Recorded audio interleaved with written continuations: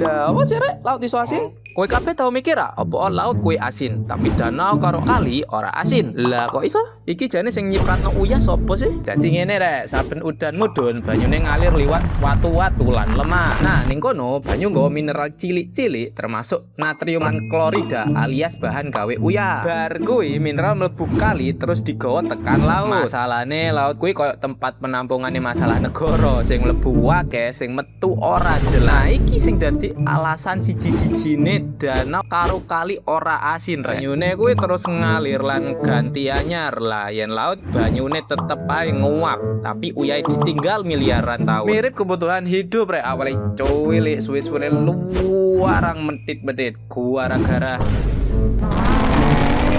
wis suka kabeh apa nih dindinane ngrungokno pidatone wong sing semakin dino garakno pengen nang psikolog. Lihat di desa nggak pakai dolar kok. Oh yo iki fun fact nek kabeh uyah ning laut dikumpulno, bumi iso ketutupan uyah setebel 150 meter. Cocok karo kondisi rakyat urip wis asin ditambah ujian karo pemerintah. Jadi dieling-eling yo rek, laut asin kuwi duduk mergo ditaburi uyah, tapi mergo proses alam miliaran tahun. Yo koyo janji-janji sing dikumpulno suwe-suwe dadi tabungan investasi masa depan yo kan. Menurutmu sing luwih asin kuwi banyu laut opo urip dadi WNI? Jawab di komentar. Suwun.